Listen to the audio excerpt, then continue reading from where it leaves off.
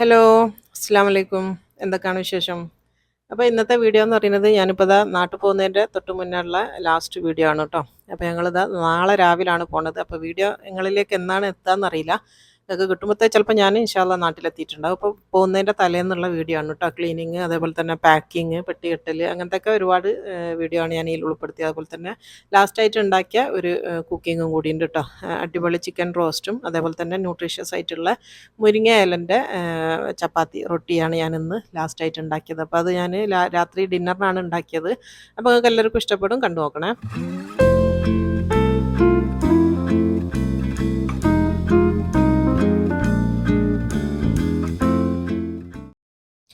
അപ്പോൾ നമുക്ക് ആദ്യം കുക്കിങ്ങിലേക്ക് പോവാം. എന്നിട്ടാണ് ലാസ്റ്റ് ക്ലീനിങ്ങും പെട്ടിയെട്ടലൊക്കെ കേട്ടോ. അപ്പോൾ ഞാൻ ഡിന്നറിന് വേണ്ടിയിട്ട് ഇന്ന് ഉണ്ടാക്കുന്നത് മുരിങ്ങയിലൻ്റെ റൊട്ടിയാണ്. അപ്പോൾ ഞാനൊരു 3.5 കപ്പ് ഗോതമ്പ് പൊടിയാണ് എടുത്തത് കേട്ടോ. അത് ആട്ടയല്ല, ഗോതമ്പ് പൊടിയാണ്. ഞാനെപ്പോഴും പറയലുണ്ട് ഞാൻ ഇവിടുന്ന് പൊടിപ്പിച്ചിട്ട് വാങ്ങിക്കുന്നതാണെന്നുള്ള മില്ല് കൊടുത്തിട്ട്.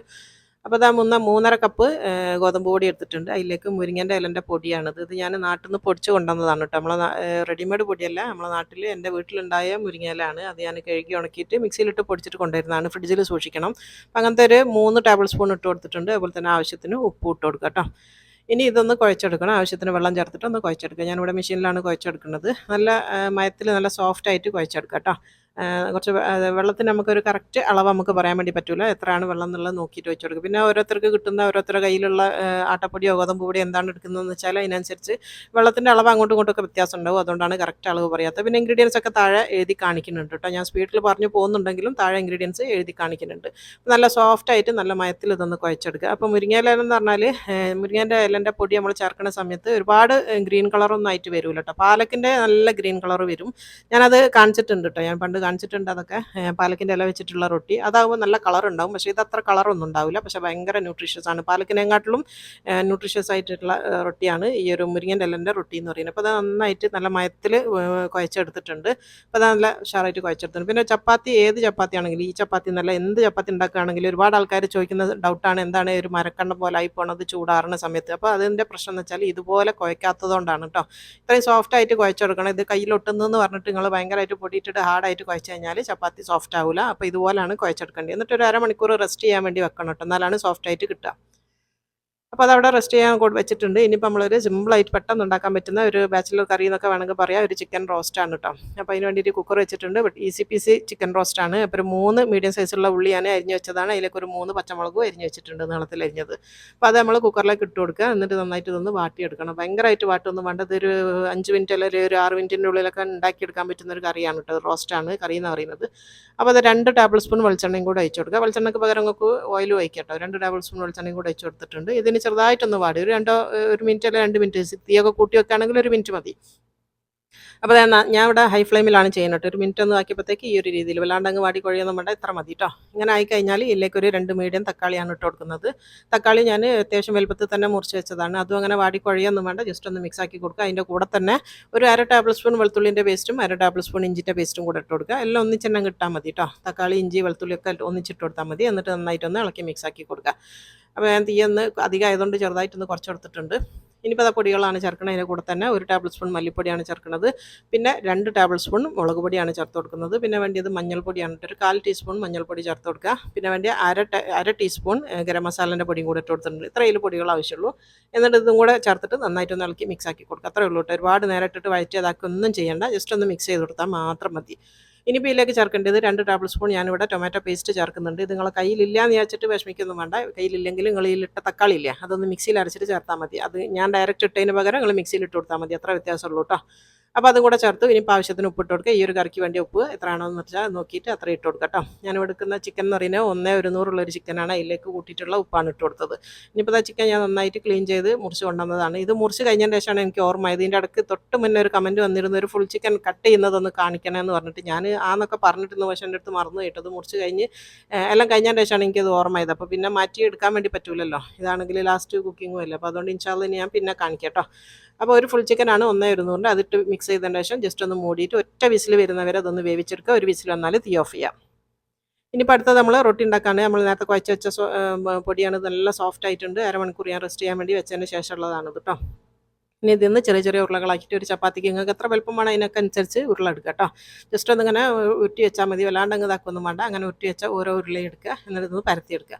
സാധാരണ നമ്മൾ ചപ്പാത്തിയൊക്കെ പരത്തുന്ന പോലെ തന്നെ. ഇതിപ്പോൾ കണ്ടില്ല, അങ്ങനെ മുരിങ്ങൻ്റെ ഇലേൻ്റെ പൊടിയാണ് ഇതിൽ കാണുന്നത്. ഈ മുരിങ്ങൻ്റെ ഇല പൊടി എന്ന് പറയുന്നത് വാങ്ങിക്കാനും കിട്ടും കേട്ടോ. ഞാൻ വാങ്ങിയില്ല, പക്ഷേ വാങ്ങിക്കാൻ കിട്ടും, ഓൺലൈനായിട്ട് ഷോപ്പിലൊക്കെ വാങ്ങിക്കാൻ കിട്ടും എന്ന് പറയുന്നേക്കാം. ഞാൻ വാങ്ങിയില്ല, ഇത് നമ്മളെ വീട്ടിലുണ്ടായ പൊടി തന്നെയാണ്. അപ്പോൾ അതായത് നന്നായിട്ട് പരത്തിയിട്ടുണ്ട്. ഇനി ഇതിലേക്ക് കുറച്ച് ഓയിൽ വെച്ച് കൊടുക്കുക. ഒരു 1/2 ടീസ്പൂണൊക്കെ മതി കേട്ടോ, 1/2 ടീസ്പൂൺ മതിയാവും ഓയിൽ വെച്ച് കൊടുക്കുക. ഓയിലിന് പകരം നെയ്യും ചേർക്കട്ടോ, നെയ്യാണെങ്കിൽ കുറച്ചും കൂടെ നന്നായിരിക്കും, നെയ്യ് വേണമെങ്കിൽ അതും ചേർക്കാം. എന്നിട്ട് നന്നായിട്ടൊന്ന് പരത്തി കൊടുക്കുക.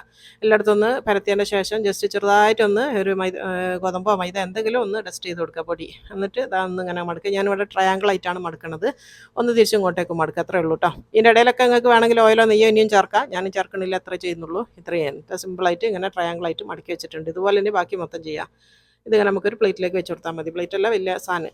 അപ്പോൾ അതേ മൊത്തം ഇത് ഇങ്ങനെ ചെയ്ത് വെച്ചിട്ടുണ്ട്. ഇതിപ്പോൾ എന്താണെന്ന് വെച്ചാൽ നാളെയാണ് ഞാൻ പോണത്. രാവിലത്തേക്കും കൂടെ പരത്തി വെച്ചതാണ് കേട്ടോ. രാവിലെ നമുക്ക് നാസ്തയും കഴിഞ്ഞ് ഇറങ്ങാൻ വേണ്ടിയിട്ടാണ് ഇങ്ങനെ ചെയ്തത്. ഇനിയിപ്പോൾ അത് ഓരോന്ന് എടുക്കുക, എന്നിട്ട് നന്നായിട്ടൊന്ന് പരത്തിയെടുക്കുക കേട്ടോ. ഇപ്പോൾ ട്രയാങ്കിളായിട്ടോ സ്ക്വയർ ആയിട്ടോ ഒക്കെ പരത്തട്ടോ. ഞാനിവിടെ ട്രയാങ്കിൾ ആക്കിയെന്നേ ഉള്ളൂ. നിങ്ങൾക്ക് സ്ക്വയർ ആയിട്ട് പരത്തണമെങ്കിൽ അങ്ങനെയും ചെയ്യാം.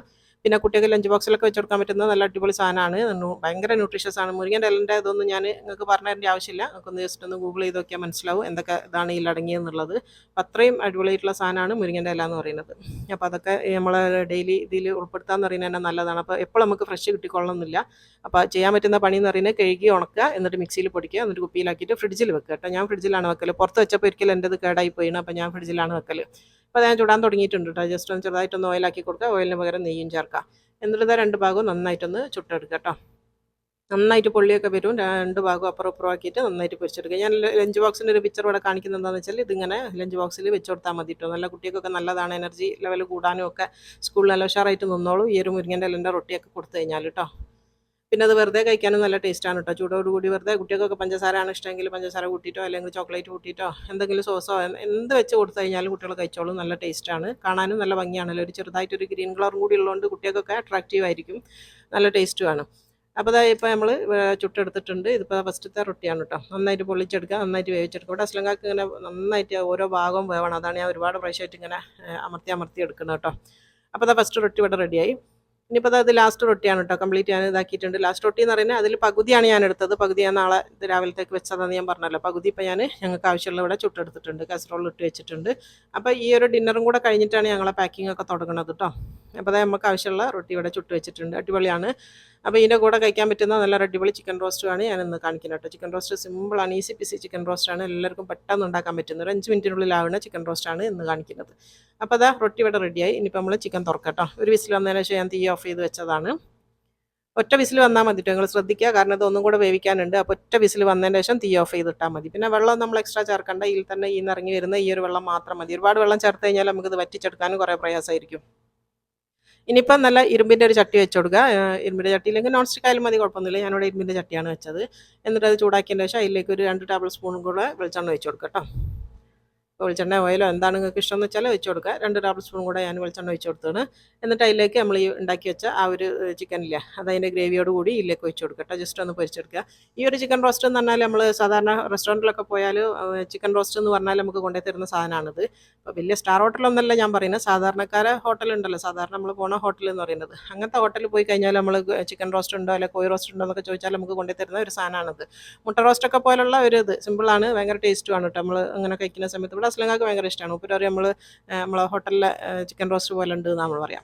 അപ്പോൾ നല്ല ടേസ്റ്റാണ്. പിന്നെ ആണെങ്കിൽ പെട്ടെന്ന് ഉണ്ടാക്കാനും പറ്റും. ഒരുപാട് ഇൻഗ്രീഡിയൻസ് ഒന്നുമില്ല, ഈസി ആയിട്ട് ഉണ്ടാക്കാൻ പറ്റുന്നതാണ്. അപ്പോൾ അത് ഞാൻ ഈ ഒരു രീതിയിൽ 1 മിനിറ്റ് ഞാനിത് വെച്ചിട്ടുള്ളൂ കേട്ടോ. കാരണം ഇത് തീ ഓഫ് ചെയ്ത് കഴിഞ്ഞാൽ ഇരുമ്പിൻ്റെ ചട്ടി ആയതുകൊണ്ട് ഇതിൽ തന്നെ ഒന്നും കൂടെ കുറച്ച് നേരം കൂടെ ഒന്ന് തിളച്ചോളൂ. ഒരുപാട് വറ്റിച്ചെടുക്കണമൊന്നുമില്ല. നിങ്ങൾക്ക് നിങ്ങളെ ഇഷ്ടം പോലെ ഇത് ഭയങ്കര ഡ്രൈ ആക്കി എടുക്കണമെന്നുണ്ടെങ്കിൽ കുറച്ച് നേരം വറ്റിച്ചെടുത്താൽ മതി. ഞാനിപ്പോൾ എത്രയേ ചെയ്യുന്നുള്ളൂ കേട്ടോ. ഇങ്ങനെ ആയി കഴിഞ്ഞിട്ട് ഞാനിപ്പോൾ തീ ഓഫ് ചെയ്തിട്ടുണ്ട്. ഇനിയിപ്പോൾ ഞാൻ മൂടി വെക്കുകയാണ്. ഇപ്പോൾ നമ്മളെ ചിക്കൻ റോസ്റ്റും ചപ്പാത്തിയൊക്കെ ഞാൻ വിളമ്പിയിട്ടുണ്ട്. ചിക്കനിൻ്റെ കറിയൊക്കെ നന്നായിട്ട് ചൂടൊക്കെ ആറിയിട്ടുണ്ട് കേട്ടോ. അപ്പോൾ കണ്ടല്ലോ, ഞാൻ ഈ ഒരു രീതിയിലാണ് വറ്റിച്ചെടുത്തത്. ഒരുപാട് വറ്റിക്കണം എന്നുണ്ടെങ്കിൽ നിങ്ങൾക്ക് കുറച്ച് നേരം കൂടെ ഒന്ന് തിളപ്പിച്ച് വറ്റിച്ചെടുത്താൽ മതി. അതൊക്കെ നിങ്ങളെ ഇഷ്ടത്തിനനുസരിച്ച് അങ്ങോട്ടും ഇങ്ങോട്ടൊക്കെ ചെയ്യാം. അപ്പോൾ ഈ റൊട്ടി കണ്ടോ, നല്ല ലെയറായിട്ടാണ് ഉണ്ടാവുക. അങ്ങനെ മുറിച്ച് കഴിഞ്ഞാൽ നല്ല അടിപൊളിയാണ്. ചൂടാറിക്കഴിഞ്ഞാലും ചൂടോട് കൂടിയൊക്കെ നല്ല ടേസ്റ്റാണ് കേട്ടോ. ചൂടോടുകൂടി കഴിക്കുമ്പോൾ ഒന്നും കൂടെ ടേസ്റ്റാണ്. ചൂടാറി കഴിഞ്ഞാലും കുഴപ്പമൊന്നുമില്ല, നല്ല ടേസ്റ്റ് തന്നെ തിന്നാൻ പറ്റുന്ന റൊട്ടിയാണിത്. പിന്നെ ഇതിൻ്റെ പറഞ്ഞല്ലോ ഇതിൻ്റെ ഗുണങ്ങൾ ആലോചിച്ച് കഴിക്കുകയാണെങ്കിൽ ഒന്നും കൂടെ സന്തോഷമാകും, അത്രയും നല്ല ഗുണങ്ങളുള്ള സാധനമാണല്ലോ എന്നുള്ള. അപ്പോൾ ഞാൻ എനിക്കിവിടെ ഒന്ന് ടേസ്റ്റ് ചെയ്ത് നോക്കണം തോന്നിയോണ്ട് ഞാനിപ്പോൾ ഒന്ന് ജസ്റ്റ് ചെറുതായിട്ടൊന്ന് ടേസ്റ്റ് ചെയ്ത് നോക്കുകയാണ് കേട്ടോ. അടിപൊളിയാണ്, സൂപ്പർ ടേസ്റ്റ് ആയിട്ടുള്ള അടിപൊളി സാധനം. അപ്പോൾ നിങ്ങളെല്ലാവരും ട്രൈ ചെയ്ത് നോക്കുക. പിന്നെ പെട്ടെന്ന് ഉണ്ടാക്കാൻ പറ്റുന്ന റെസിപ്പിയാണ്. ചില സമയത്ത് പറയില്ലേ ഇതിപ്പോൾ ഉണ്ടാക്കി കിട്ടണമെങ്കിൽ കുറേ പണിയുണ്ട് എന്നൊക്കെയുള്ള, അങ്ങനെയൊന്നുമില്ല. നിങ്ങൾക്ക് ഒരു 5 മിനിറ്റ് കൊണ്ട് ഉണ്ടാക്കാൻ പറ്റുന്നതാണ്. ഇതിൽ ഇട്ട സാധനങ്ങളൊന്നും തന്നെ നമ്മളെ വീട്ടിലില്ലാത്ത സാധനങ്ങളൊന്നുമില്ല. അപ്പോൾ അടിപൊളിയാണ് കേട്ടോ, സൂപ്പർ കോംബോ ആണ്. എല്ലാവരും ഉണ്ടാക്കി നോക്കുക. അപ്പോൾ ഇന്നത്തെ കുക്കിംഗ് എന്ന് പറയുന്നത് ഇതാണ്. ഇപ്പോൾ ഞാൻ പറഞ്ഞല്ലോ, ഇതിപ്പോൾ ഇന്നത്തെ ഡിന്നറും നാളത്തെ ബ്രേക്ക്ഫാസ്റ്റിനും കൂടെ ഉണ്ടാക്കി വെച്ചതാണ്. ഇനി നമുക്ക് പെട്ടി കെട്ടൽ തുടങ്ങാം കേട്ടോ. അപ്പോൾ അതാ സാധനങ്ങൾ കണ്ടല്ലോ, ഇതിപ്പോൾ എല്ലാം ഇങ്ങനെ വാരി വലിച്ചിട്ടിട്ടുള്ളതാണ്. ഇനിയിപ്പോൾ മൊത്തം ഇതിന് നമുക്ക് പാക്ക് ചെയ്യണം. എല്ലാം പെട്ടിയിലാക്കിയിട്ട് പെട്ടിയൊക്കെ കെട്ടണം. അതിനുള്ള എല്ലാ സാധനങ്ങളും ഇങ്ങനെ എല്ലാം ഇവിടെ കൊണ്ടുപോയി വെച്ചതാണ്. ഇതിപ്പോൾ ഞാൻ ചെയ്യണമെന്ന് വെച്ചാൽ എല്ലാം ഞാൻ ഉണ്ടാക്കി വെച്ച എല്ലാ പൊടികളും ഇല്ല, അതൊക്കെ ഞാനിങ്ങനെ കുപ്പിയിലാക്കിയിട്ടാണ് വെക്കുന്നത് കേട്ടോ. എന്തിനാന്ന് വെച്ചാൽ ഈ പൊടികളൊക്കെ ഒരു എത്ര നമ്മൾ കവറിലാക്കി എന്ന് പറഞ്ഞു കഴിഞ്ഞാൽ അതിൻ്റെ ഒരു സ്മെല്ല് ഉണ്ടാവും. അപ്പോൾ പെട്ടിയിൽ വെക്കുന്ന ബാക്കി ഡ്രസ്സിലേക്കോ അല്ലെങ്കിൽ വേറെ എന്തെങ്കിലും സാധനത്തിലേക്കോ ഇതിൻ്റെ ഫ്ലേവർ അല്ലെങ്കിൽ സ്മെല്ല് വരാണ്ടിരിക്കാൻ വേണ്ടിയിട്ട് ഞാനിങ്ങനെ വലിയൊരു ബോട്ടിലാക്കിയിട്ട് ബോട്ടിലങ്ങ് മൂടും. അപ്പോൾ ഈ സ്മെല്ലുള്ള എല്ലാ പൗഡറും ഞാൻ ഇങ്ങനെ ഇട്ട് വെച്ച് മൂടിക്കഴിഞ്ഞാൽ പിന്നെ നമുക്ക് പ്രശ്നമില്ല. അതിൻ്റെ ഫ്ലേവർ എന്ന് പറയുന്നത് അതിൻ്റെ സ്മെല്ല് വേറെ ഒന്നിലേക്കും പിടിക്കില്ല.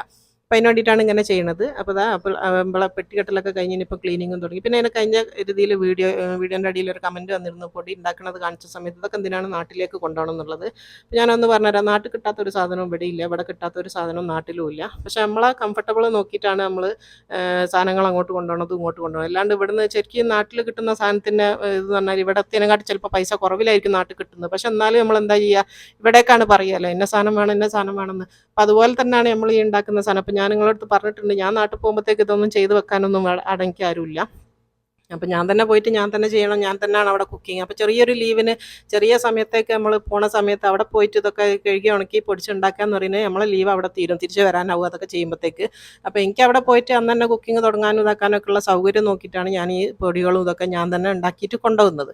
അപ്പോൾ അത് ഞാൻ ഒന്നും കൂടെ പറഞ്ഞത്, ആ കമൻറ്റിൻ്റെ അടിയിൽ എനിക്ക് വിശദമായിട്ട് എഴുതാൻ പറ്റിയിട്ടില്ല, കാരണം നമുക്ക് ഒരുപാട് കമൻറ്റിൻ്റെ അടിയിൽ എഴുതാൻ കഴിയില്ലല്ലോ. അപ്പോൾ അതുകൊണ്ടാണ് ഈ വീഡിയോയിൽ അതിന് മറുപടി പറഞ്ഞു തന്നത് കേട്ടോ. അപ്പോൾ അത് എല്ലാവർക്കും അങ്ങനെ ഇതായിക്കൊള്ളുന്നില്ല, ഓരോരുത്തരുടെ ഇഷ്ടത്തിനനുസരിച്ച് കൊണ്ടുപോവുകയും അങ്ങോട്ട് കൊണ്ടുപോവുകയും അങ്ങോട്ട് കൊണ്ടുപോവുകയൊക്കെ ചെയ്യാം. അപ്പോൾ എൻ്റെ ആ ഒരു കുറഞ്ഞ ലീവിനനുസരിച്ച് എൻ്റെ ആവശ്യത്തിനുള്ള മസാലകൾ ഞാൻ തന്നെ ഉണ്ടാക്കിയിട്ട് കൊണ്ടുപോകുന്നതാണ്. അപ്പോൾ നമ്മൾ ഇത് പിറ്റേന്നാണ് കേട്ടോ, ഇത് അന്നത്തെ ദിവസമല്ല, ഇത് പിറ്റേന്നാണ് നമ്മൾ പോകുന്നതിൻ്റെ തൊട്ട് മുന്നുള്ള ക്ലീനിങ് ആണ് കേട്ടോ. ഇന്നലെ നമ്മൾ പെട്ടിയൊക്കെ കെട്ടി എല്ലാം റെഡിയാക്കി വെച്ചിട്ടുണ്ട്. അപ്പോൾ നമ്മൾ ക്ലീനിങ് ആണ്. ബാസിയാണ് അടിച്ചാരല്ലോ കേട്ടോ, ഓന് എല്ലാം അടിച്ചാരിയൊക്കെ തരും. പിന്നെ ഞാൻ തുടയ്ക്കേണ്ട പണിയല്ല എനിക്കുള്ളൂ, എല്ലാം ഒന്ന് ഒതുക്കി കൊടുത്തു കഴിഞ്ഞാൽ ഓനെല്ലാം എല്ലായിടത്തും അടിച്ചാരിയൊക്കെ തരും.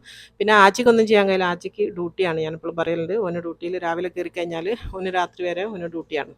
അപ്പോൾ അത് ഓന് എല്ലാം അടിച്ചാരി തരുന്നതിനെ കൊണ്ട് ഞാനൊന്ന് തുടക്കുകയും ചെയ്യുന്നുണ്ട്. ഇത്രയേ ഉള്ളൂ കേട്ടോ. അപ്പോൾ ഇന്നത്തെ വീഡിയോ എന്ന് പറയുന്നത് ക്ലീനിങ്ങും അതേപോലെ തന്നെ പെട്ടിയിട്ടുള്ളെല്ലാം കഴിഞ്ഞ്. അപ്പോൾ ഈ ഒരു വീഡിയോ ഞാൻ പറഞ്ഞല്ലോ, നിങ്ങൾ കാണുമ്പോഴത്തേക്ക് ചിലപ്പം ഇൻഷാ അല്ലാഹ് ഞാൻ നാട്ടിലെത്തിയിട്ടുണ്ടാവും.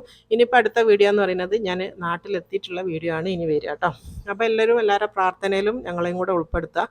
ഞങ്ങളെ യാത്രയൊക്കെ എളുപ്പമാവാനും ബുദ്ധിമുട്ടൊന്നും ഇല്ലാണ്ട് നാട്ടിലെത്തി കിട്ടാനും അതേപോലെ തന്നെ ബുദ്ധിമുട്ടൊന്നും ഇല്ലാണ്ട് തിരിച്ച് ഇവിടെ എത്താനും കേട്ടോ. ഞങ്ങളെ പ്രാർത്ഥനയിലൊക്കെ ഞങ്ങളെല്ലാവരും ഉൾപ്പെടുത്തുന്നുണ്ട്. ഒരുപാട് താങ്ക്സ്. ഒരുപാട് ആൾക്കാർ ഇപ്പോൾ കമൻറ്റൊക്കെ ചെയ്യലുണ്ട്, ഞാൻ പറയുന്നുണ്ട്. ഒരുപാട് താങ്ക്സ് കേട്ടോ. പിന്നെ ആർക്കെങ്കിലും റിപ്ലൈ തന്നിട്ടില്ലെങ്കിൽ സോറി, അത് ശ്രദ്ധപ്പെടാത്തതുകൊണ്ടാണ് കേട്ടോ. നിങ്ങളിങ്ങനെ വേറെ കമൻറ്റിൻ്റെ അടിയിൽ വരുന്ന ചിലപ്പോൾ എൻ്റെ ശ്രദ്ധയിൽ പെട്ടുന്നുണ്ടാവില്ല, അതുകൊണ്ടായിരിക്കും. ബാക്കി എന്നെക്കൊണ്ട് പറ്റുന്നിടത്തോളം എല്ലാ കമൻറ്റിനും ഞാൻ റിപ്ലൈ തരുന്നുണ്ട്. അപ്പോൾ ഇൻഷാ അല്ലാഹ് ഇനിയിപ്പോൾ അടുത്ത നല്ലൊരു വീഡിയോ നാട്ടിൽ നിന്ന് കാണാം. അസ്സലാമു അലൈക്കും.